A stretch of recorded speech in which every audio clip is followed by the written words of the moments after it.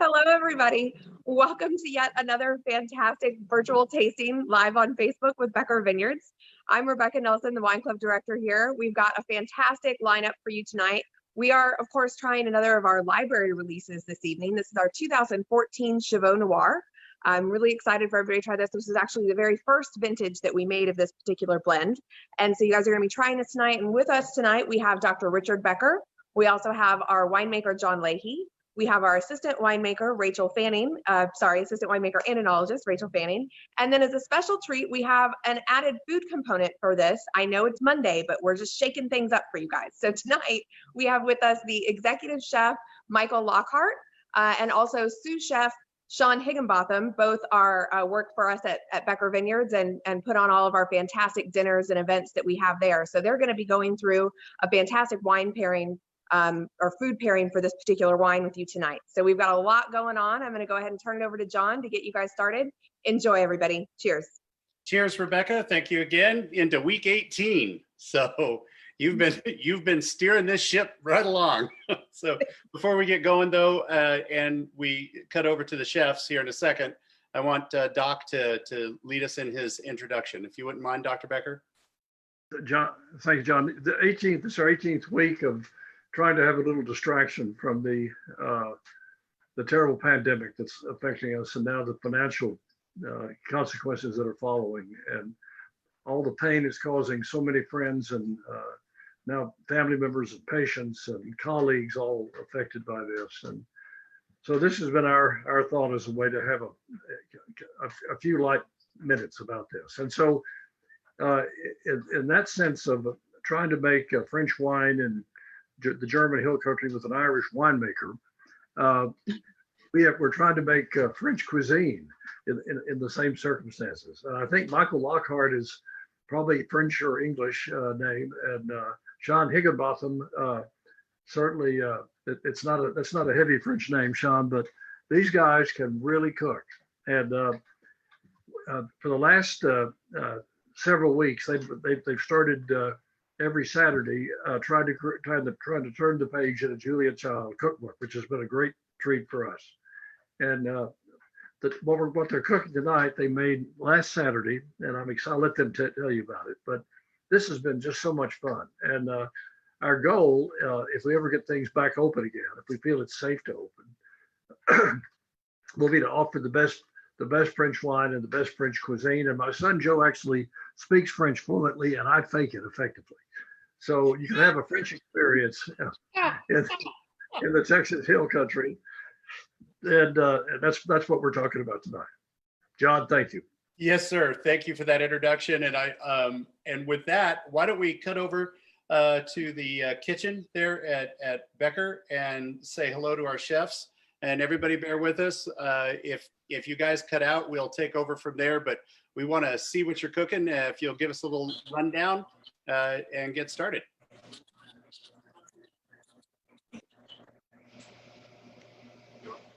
Hi, everybody. Michael here. Tonight we're going to make classic bearnaise sauce. We have a reduction that will go into the egg yolks. We're going to show on the stove how to actually emulsify the butter into the eggs with the reduction.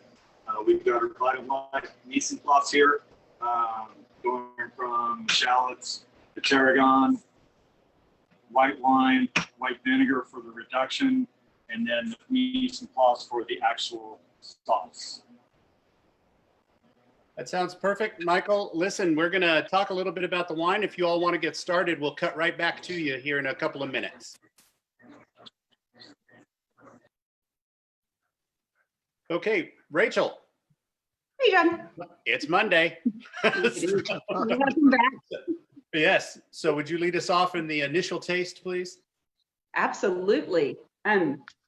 So I hope that everybody got a chance to decant this and let it open up quite a bit, because I know that first taste of mine from the, as soon as you open it up, and it was a little tight. It was a little tight. So this is a 2014, right? The very first year, the very first vintage of this blend that we released. And I mean, I'm telling you, I just have like the best. I haven't quite been able to put my words on my tongue for what my tongue is tasting, but there are just some lovely baking spices on this. With some nice dried fruit, dark red, I want to say necessarily cherries, but there's some dark dried fruits on here. That's perfect. I want everybody to give a swirl and a sip and a taste, and then Doc, would you give us your impressions, your initial impressions? Sure. I'll tell you where this wine really came. Well, part of its genesis was, I think John discovered Texas Merlot like no one else. Bobby Cox made great Merlot, I remember, from in the 80s. But I somehow it disappeared, John, until you came back. And when you started to make these Merlots, I began to think about the great Bordeaux Merlot Cabernet Franc blends. And you know, we had great Cab Franc, we had great Merlot. I said, let's put them together. And I'm not sure I'm the only person who thought this, but and in honor of that, we, you know, the great French, one of the great French expressions of this is Cheval Blanc, which means white horse. So I said, well, let's call it Chevaux Noir, which means dark horse. And but that title was already taken.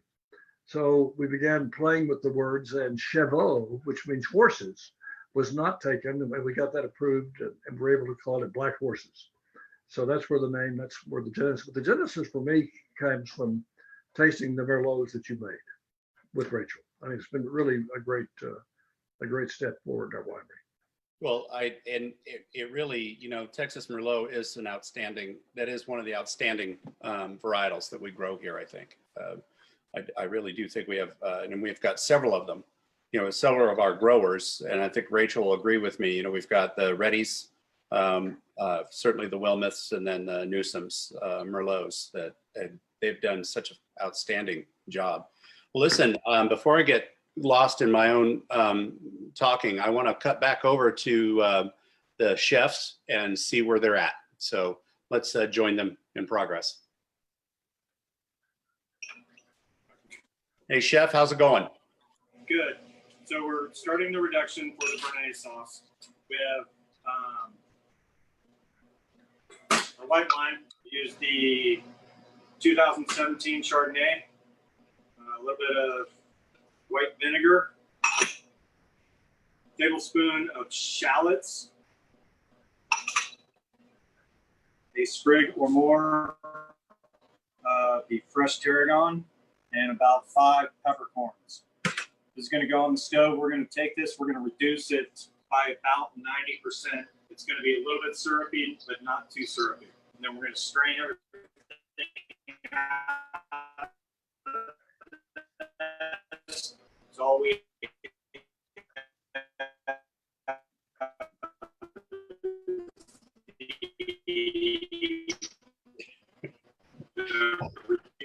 liquid, all the flavor.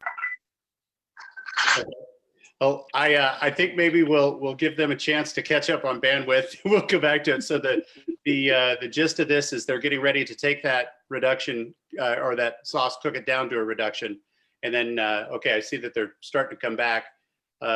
So we'll give them a minute, and I'm getting very excited about this because I was there earlier today for that dry run, and then last Saturday. I'm telling you, Rachel, I think you left the winery too soon. You could have gotten the end result. Yes. If I had known before 3:30, I absolutely would have gone leaving. Had another lunch, second lunch. Right. There's always room for second lunches. Not that I left at 3:30. That's what I'm saying. Well, listen, I want to get back into this because I want to get back into this particular where the Merlot and the Cab Franc came from. So I'm going to discuss the Cab Franc, but why don't you lead us in with the Merlot? It's an 80% Merlot, 20% Cab Franc. So Rachel, the Merlot. Yeah, as you said, we have, you know, a handful of great growers who are making fabulous Merlots. And, you know, I have to say that maybe early on in my wine industry days, I was not the biggest fan of Merlots in general or Texas Merlots. And I have to agree with Doc 100% that coming to Becker really opened my eyes on the goodness that we can do with Texas Merlots. And this is a really fine example. So this 80% of this Merlot comes 100% from the almost messed that up, Jet Wilmoth's Diamante Doble Vineyard in Tokyo, Texas. Mhm. Absolutely. Then the 20% Bingham Cabernet, which we made a beautiful Cabernet Franc from the Bingham Vineyard in 2012. So Doc, Yeah. what, we've got your impressions on Merlots. Real quick, we're going to cut back to the chefs, and I want to come back and get your impression on Cab Francs in Texas. So let's go join the chefs here. All right, so we're ready to start the actual béarnaise sauce. We're going to start with 2 eggs.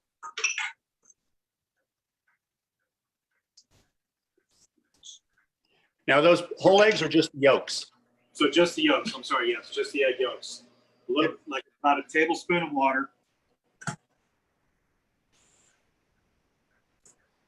2 tablespoons of the béarnaise reduction. And then we're going to lightly season this. Salt, sugar, and black pepper.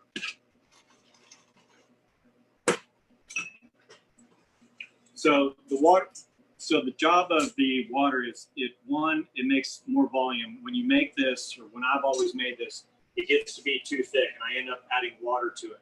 So in lieu of adding water on the back end, I use it on the beginning. It's easier to start the emulsification. Gives me more volume to pour into, and it actually, so this volume right here, we're gonna start shaking. We're gonna beat this. You're gonna about double in volume. Getting frothy.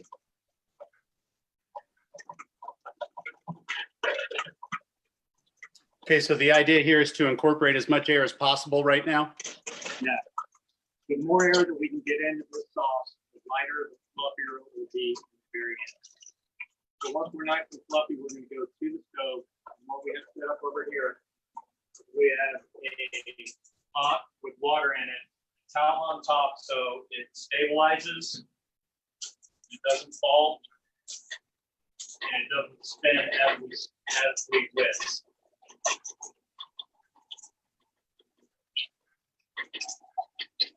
Now we'll be putting this recipe up on our site after you're done. We have your recipe, and we'll be making it available for the folks at home. So it looks like we're getting a little bandwidth problem again. So Doc, let's cut back to you and talk about the Cab Franc. Well, the Cab Franc ripeness in Texas can be just amazing. And this was a year, and there've been a number of years. But I've heard some of the French winemakers from Bordeaux say, they would plant only Bordeaux if they could get Bordeaux completely ripe every year. And so all the other red grapes, the other 4 that are frequently blended in small proportions, are to cover some of the flaws, and if the Bordeaux is not perfect. And then after a while, you really begin to develop a taste for them as well. And Cabernet Franc is hard to get ripe. Okay. When it's ripe, it loses all of its vegetal character, its green bean and asparagus, and becomes this really amazingly ripe Cabernet Franc taste that is here. And so putting this wonderful ripe Merlot with this wonderful ripe Cabernet Franc was just great work. Perfect. I'm sorry, I'm going to cut right back to the chefs. Looks like they're ready to start the emulsification after that volume increase on the heat. Right, so now that we're cooked, we're about 138, 140 degrees.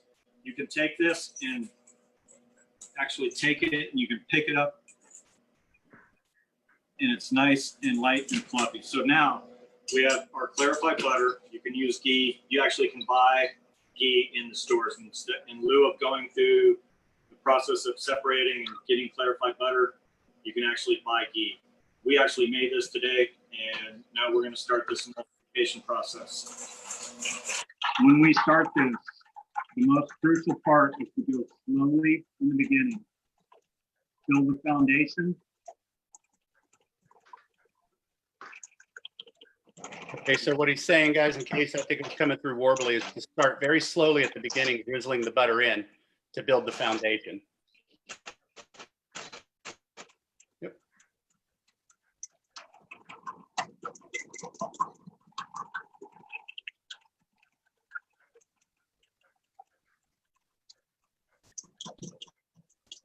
This is like fancy mayonnaise. Yes, exactly. Fancy mayonnaise. Quiet. It is, but it really is. While they're doing this, just real quick, I was over there earlier when they made a batch, and the part that we didn't get to see because the cutout was on the stovetop when it was on the double boiler or the steamer with the towel over there. As Sean was whipping it up, you'll notice when you do it at home that suddenly the volume just increases like crazy. It really fluffs up. And then as it starts to get a little thicker, then you start doing the test with the whisk. And as soon as it can hold a ribbon on the top, then that's when Chef would pull it off. And it looks like they're frozen. So, so I guess, oh, there they go. There they go.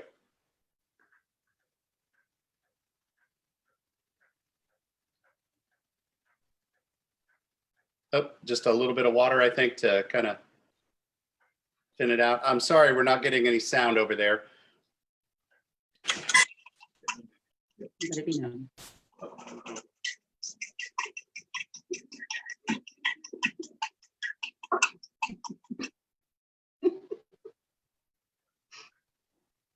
It looks Yeah, like winemaking to me. I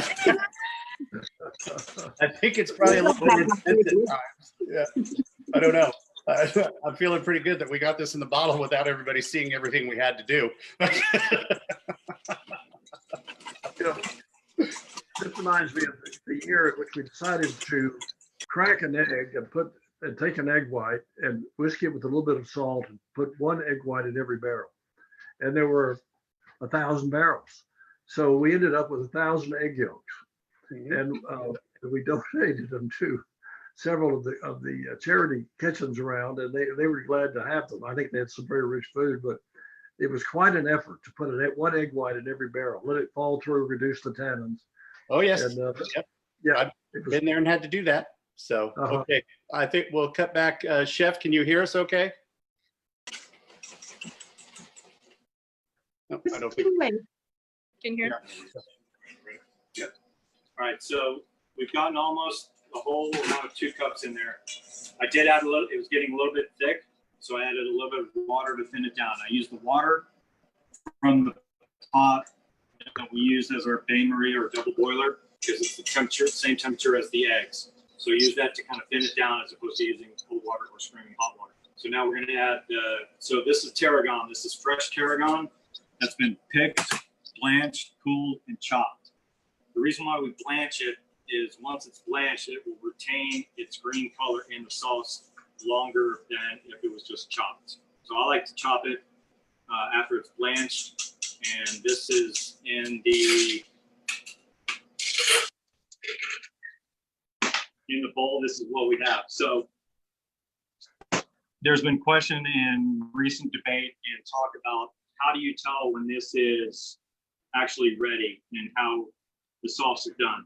So nappe is you take the spoon and if it comes across and it comes clean and it doesn't fall or barely fall from where my finger came across, that's the viscosity thickness that we're looking for. So clean spoon is good. So that's the perfect viscosity then. Thank you for clarifying that, by the way, because I know we talked about that last week. There had been some confusion about, vertical or horizontal on the spoon. So perfect. So Chef, what are you going to put that on? So what we have today is we poached salmon with green beans and blistered tomatoes.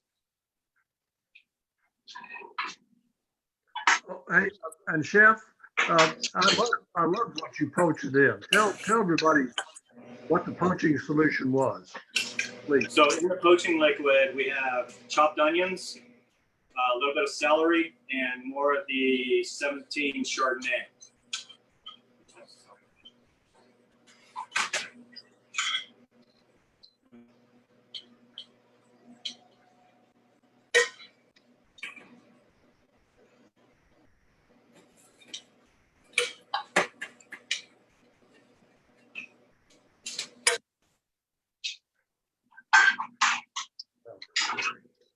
It's like watching the bottom broth, like cooking. This is the pan that we poached the salmon in. And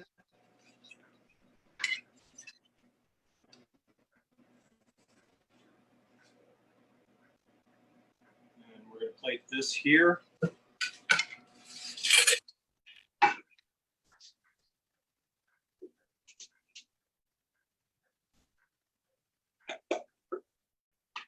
Take the sauce bearnaise a little bit over the top. That's what I'm talking about right there. Yeah. And then drizzle around.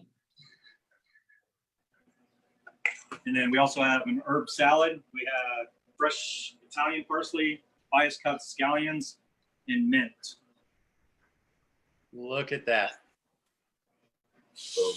I can tell you how good that is. We had it on Saturday. It was Saturday, just yeah. wonderful. It just makes my Wonderful, mouth yeah. water looking at it. Chef Michael, Chef Sean, thank you guys for doing this for us. Thank you for Absolutely. taking. Thank you very much. Yeah. So cheers. Thanks again, guys. I really appreciate it. Thank you. Yep. So any questions on the internet? If you'll hold on just a second, we're going to go back to talking about the wine, and then we'll cut back to you if we've got some questions from the folks. We'll give them a few minutes to type them up.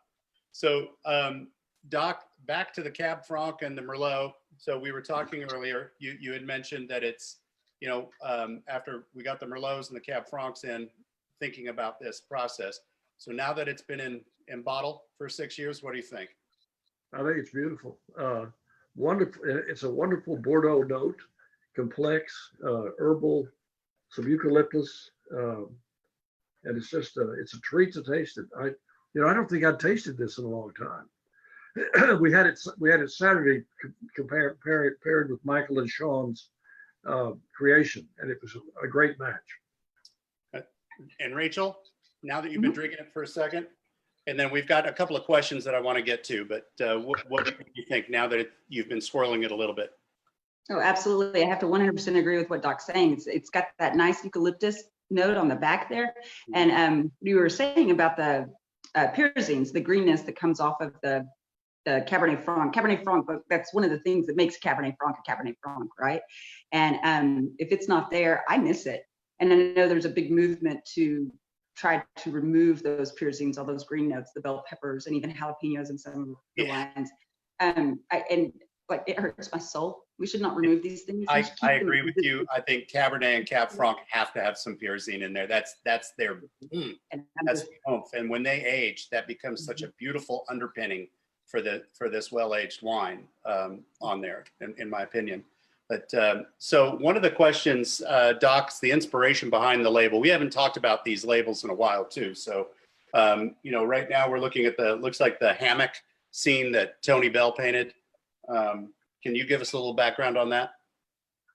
That's all I know. It was I guess kind of a summer scene with a hammock, and I think painting at Austin where he was painting then, and it's been a great label. I think I love it.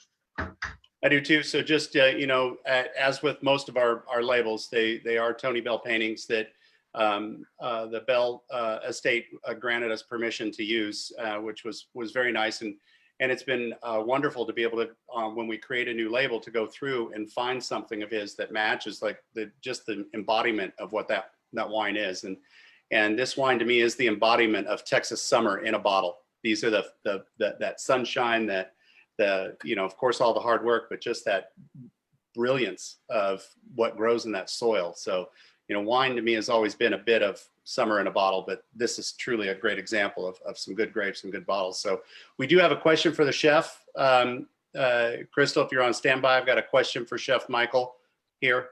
What was the, Chef Michael, what was the salmon that you used? So it's a 5-ounce fresh, 5-ounce Atlantic salmon. Okay. Can you use previously frozen, or does it have to be fresh before you poach it? It doesn't have to be fresh. We're kind of landlocked here, so a lot of the fish that we get, I would actually prefer to be frozen, frozen at wherever they make it, and then brought to whether it be the grocery store or my big box store that I get all of my groceries from. Sure. Okay. All right. Well, it looks like that. I'll let you guys go. Would you guys be opposed to doing this again, maybe in a couple weeks, or something different? I'd love to do it again. Okay, because I kind of enjoyed it. Anyway, we're gonna cheers you all on so that you guys can get wrapped up out of there. We got a few more minutes here with our folks before we sign off. So, chefs, thank you again. Cheers to your evening. Thank you for having us. Thank you. So, But John, one thing I want to say about what the chefs been doing, we started the chef's table about a year ago, I guess, and suddenly it was sold out every week before we announced it, and people had just discovered what a treat this was to come and taste these French Texas wines and this French Texas food, and the job they did was just wonderful. And as soon as we can all feel like we could get together safely, we're going to reinstitute that. well, so, it's funny you should say that, Doc, because online here, everybody's like, that sauce better be on the first chef's table when this comes out. Like, poor Michael's gonna have his menu dictated to him by our hungry guests. So Rachel, final thoughts on the 2014 vintage. That you joined us certainly for the 2013, but you'd had a full year at the winery by then. So what were your impressions of the 14 vintage? Oh, it was a tough year. We were still recovering as far as our vineyards and our grape growth. We're still recovering from the late freeze that we got in 2013. So we're still maybe half production, Mm-hmm. I'd say, give or take. Right. Memory serves me right. But I would say that this wine, being introduced as something that was in recovery, I think it's absolutely beautiful. I mean, how much fun is this? Because this was the very first year that we released this. Another fun project that we get to do, and to get to see it 6 years later on and see how wonderful it's aging and how beautiful it is. That makes me so proud. It does me too. I really get a kick out of being able to go back and go, oh, hey, we actually look. It did turn out like we thought it would. Here it is. Yeah, it's a great. For me, there's a very high sense of job completion, satisfaction of getting something done. Like from the whole arc of what's in the mind all the way to fruition to here it is. Now, Let me ask you a question. Mm-hmm. What about this do you think allows it to age so well?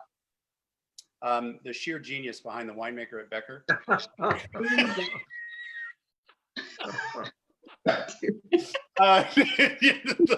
See, I know you're only a mile and a half away, but you can't come over and hit me. No, honestly, to tell you the truth, those pyrazines that we were talking about earlier, they certainly play an important part, but the tannin structure in the Merlot and the Cab Franc both, and the fact that Doc, can you cover your ears for a little bit? I'm going to talk about how much French oak I actually used on the Cab Franc. So look at it. Yeah, I know. We did use a fair portion. We actually used several barrels from the previous vintage of Viognier with the 14, and then a couple of brand new French oaks. So we did not have a lot of Cab Franc in 14, but from the Binghams. But so early on, we thought we were going to make that all into a follow-up from the 2012 Cab Franc as a single. We discovered we did not have enough, and that's when Dr. Becker said, "Look, I've really been thinking about this kind of homage to Chevaux Blanc, and I want to see if we can do that here." And so that it worked out perfectly as far as a brilliant, it was a very simple blend. We went through several permutations. When we hit on that blend, though, everybody was in agreement. That's it right there, 80-20. So I think, Rachel, to further your question, I really do think you have to start with good fruit. Wine will not age without really good fruit. It all comes back down to that too. So this is mature tannins and mature pyrazines. I mean, that's a gift in winemaking, I think. It is very much so. You quite frequently, we are compensating for a variance in one or both of those things, and this year we did not have to. It really, it's kind of funny. It's wonderful to be able to share the kudos of a great wine when it's from a great year. but it's almost more satisfying to get great kudos when you're like, I sweated over this. We had to do this. That thing stuck in ferment, blah, blah, blah. So, That might have been this year. yeah, right. So one question, would this wine go with chocolate? What do you guys think? Dark chocolate. Mm-hmm. Yeah. Okay.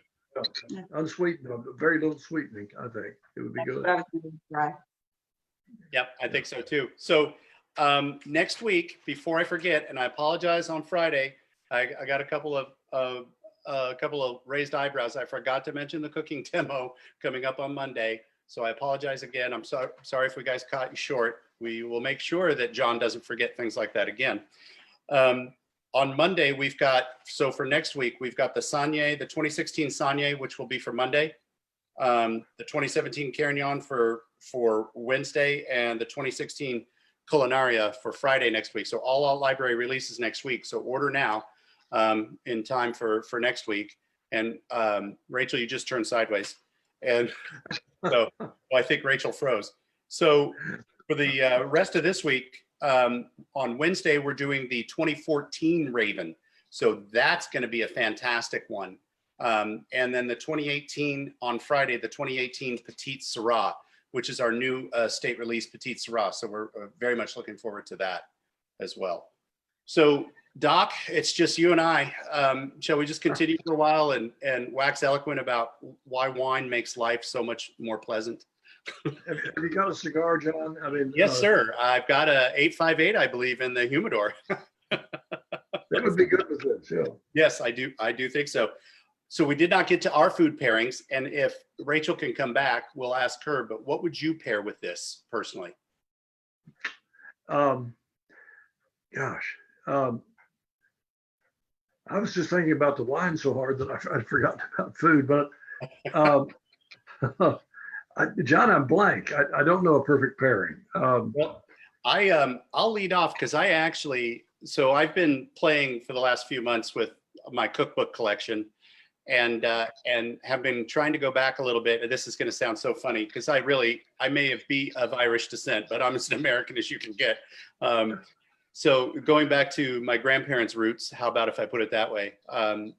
Growing up, I actually did enjoy quite a few aunts and uncles, and of course my Irish grandparents and their cooking. And one of the things that I think would go very well with this, be a traditional Ballymore Irish stew, which is lamb, lamb shoulder meat, carrots, potatoes, a little bit of herbs, cooked very slow. So a nice Irish stew with caraway seed potato pancakes to serve it over. And on the table, John, Irish soda bread, fresh, no doubt. And heavily buttered. I'll tell you right now, if somebody gives you a piece of Irish soda bread that's sweet and has raisins in it, you need to throw it back in their face and run away. That is not Irish soda bread. I like it straight. Yeah, no raisins. Just the way it's made. My great aunt Rosie, when she would visit, I'd be coming home from school, and she was hysterical to be around. She had that very, very dry Irish sense of humor.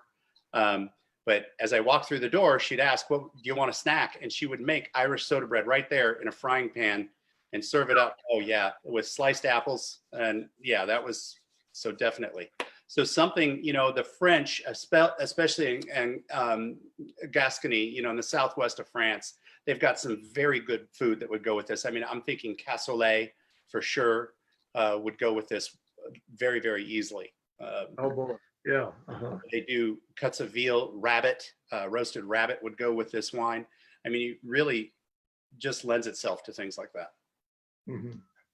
So I guess that this brings us to the conclusion of this episode. It's kind of sad for me, but I very much enjoyed it, Doc. Thanks. And John. Tell everybody out there, thanks for joining us again. Cheers. John, thanks for the wine. Yes, sir. I'm very happy to give this. Boy. Everybody enjoy. Cheers.